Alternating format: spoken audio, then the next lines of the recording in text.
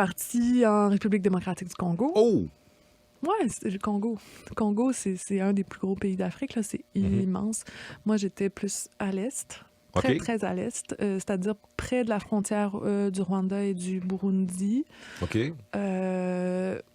Tellement près là, qu'on atterrissait à Kigali, là, au Rwanda. Là. Donc, on prenait l'aéroport puis le transport du Rwanda pour rentrer au Congo.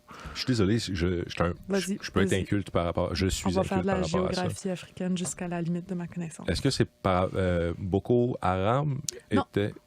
Non? Boko Haram, c'est le Nigeria.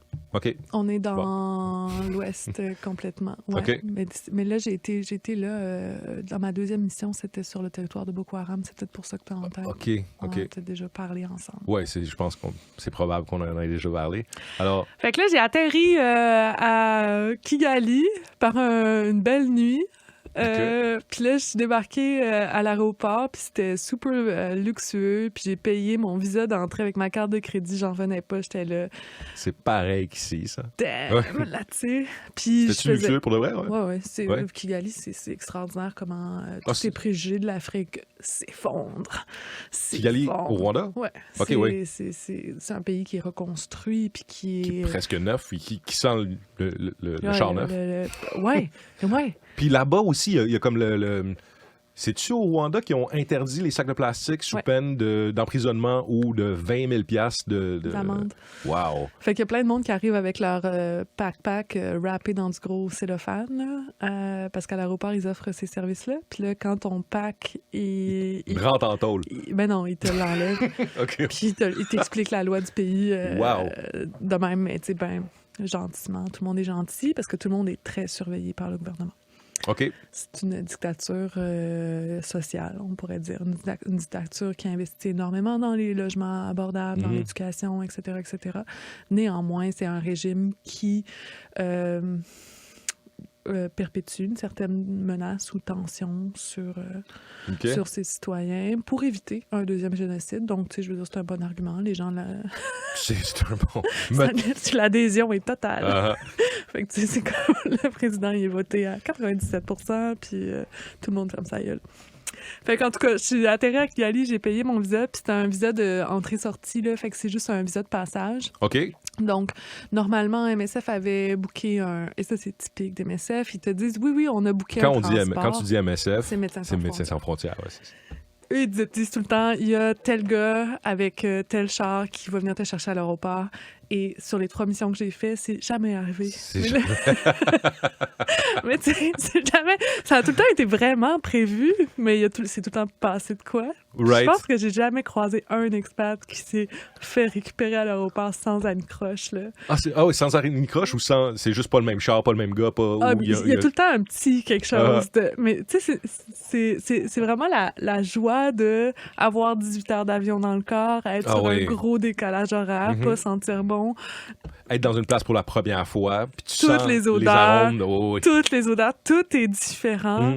Puis là, enfin, tu sors, t'as ton visa, t'as passé les douanes, la menace est derrière toi. Right. Là, tu sors de l'aéroport, tu prends une puff d'air libre. Je viens d'arriver ici. Puis là, tu te dis, damn, où est-ce qu'il est, mon char?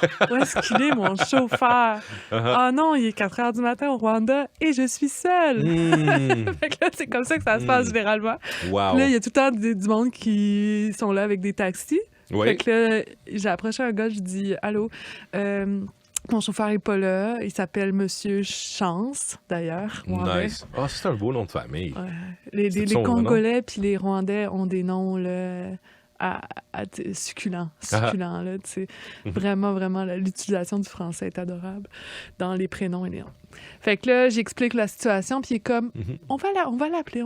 Fait que le gars m'a full aidé à téléphoner à Chance. Ah, good. Je pensais que ça allait partir dans une autre conversation. Non. En fin de compte, il m'a dit oui, pas de problème, un billet. Va voler tout mon argent. Non, c'est comme le Rwanda, c'est ultra sécuritaire. OK. Tu peux vraiment te promener de façon plus sécuritaire au Rwanda qu'à Montréal. Ah oui? Ouais, parce que justement, la menace que je mentionnais tout à l'heure, c'est-à-dire que il n'y a rien qui peut se passer parce que ce serait beaucoup plus grave pour l'agresseur en bout de ligne que pour qui que ce soit. OK, oui, je comprends. Il y a vraiment comme tout le monde se check, mais ça alimente un sentiment de bienveillance. Ben, j'imagine aussi, tu sais, comme avec leur histoire, tu sais, justement. C'est ça, là, le c'est traumatisme est grand, on peut pas comprendre. Fait que là, j'arrive, Chance vient me chercher, il m'amène dans la maison de passage, si on veut, là, c'est comme une auberge que lui, il tient, puis lui, il fait du business avec Médecins sans frontières, fait qu'il récupère des gens, puis il les fait passer la frontière le lendemain pour rentrer au Congo, parce que les missions de Médecins sans frontières au Congo sont énormes. Ah oui? Fait qu'il y a beaucoup, beaucoup de monde qui rentre puis qui sortent. Fait que lui, tu sais, il s'est trouvé un business là-dedans, fait qu'il est bien content. Là, j'arrive dans la maison, là, tu sais, bienvenue en Afrique, là, tu sais, c'est pas pareil. Puis là, il y a un gars qui dort sur le divan recouvert d'une serviette, tu sais, puis bon, tu sais, il y a des pratiques qui sont pas tout à fait les mêmes. La serviette, c'est commun? Ben, dormir un peu n'importe où recouvert d'un drap ou d'une serviette, là, aussitôt que t'as la tête recouverte, t'es comme dans en train de dormir. C'est ça. Okay, nice. tu dors. Moi, je vois ça comme quelqu'un qui est mort. Habituellement, ici, le drap d'en face. Mouches, c'est important de se protéger la nuit, là. Puis de la lumière, parce que les lumières sont ouvertes. Puis aussi, c'est comme plein de gens dorment avec la lumière allumée. Ben, ceux qui ont des lumières, là, mais en ville, généralement, les gens ont l'électricité. Puis c'est comme commun de dormir les lumières allumées. Là. Ça, c'est un peu perturbant. Mais bon. Pourquoi? Je sais pas. Non? Je sais pas. Parce que ça attire les mouches aussi? Oh, je sais pas. OK. Je sais vraiment pas. Fait que là, j'ai passé la nuit là, puis le lendemain, dans le fond, on avait 4 heures de char pour me rendre au Congo. Fait que là, on embarque dans le char. Ouais, un vrai 4 heures sur une route de meilleure qualité. J'ai jamais vu ça au Canada. OK. Excellent tarmac, slick, là, ça roulait, puis on avait un bon char confortable. Vraiment nice. Le Rwanda, c'est magnifique, plein de paliers de thé, puis de culture. Ça doit être des collines verdoyantes. Ça doit être vraiment beau. Super beau. Il y a des animaux, Non. Ah. Mais au bout de 4 heures, on est arrivé à la rivière Ruzizi. Et là, à la frontière, donc là, mon chauffeur me débarque et me dit « Voici la douane rwandaise. Tu vas faire étamper ton passeport pour ta sortie. Right. Et là, tu vas traverser le pont. Et de l'autre côté, c'est la douane congolaise. Et de l'autre côté, il y a une voiture MSF, un chauffeur MSF qui t'attend, qui va te prendre après ton entrée au Congo, puis t'amener au bureau. Au revoir, il me donne mon pack-sac, puis lui, il s'en va. Il continue fait que je vais faire la file à la douane rwandaise pour qu'il tamponne ma sortie du pays. Je traverse le pont, j'arrive à la douane congolaise. Et là... Mais là, tu sais, déjà, il n'y a plus de tarmac, il n'y a plus d'asphalte, ce n'est que de la boue trouée. C'est franc séparé. Ah non, c'est franc deux mondes. Là. Tu regardes d'un côté puis tu regardes de l'autre, c'est deux mondes différents. Là. OK. Puis Ruzizi, c'est pas le seul exemple à Goma. Il y a plein d'endroits où la frontière Rwanda-Congo, elle existe. Puis je l'ai vu plein de fois dans des documentaires ou dans des séries là, du monde qui l'ont filmé parce que ça n'a pas de bon sens, le clash. Ah oui, hein? Ça n'a pas de bon sens, le clash. La grande pauvreté, puis l'état, là, mais de destruction totale, décrépitude là, du côté du Congo par rapport à...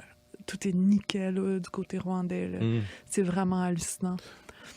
Fait que là, je traverse au Congo, j'arrive au bureau, puis là, j'ai un papier avec 4 carbones à remplir avec un crayon qui écrit plus. Un beau petit classique. Puis là, je suis stressée un peu, tu sais. C'est sûr. Surtout que si tu vois la différence, c'est comme... Tu sais, il y a une maman là, qui marchait d'un côté, qui traversait la frontière, elle avait un panier sur sa tête avec 12 poules vivantes. C'est comme...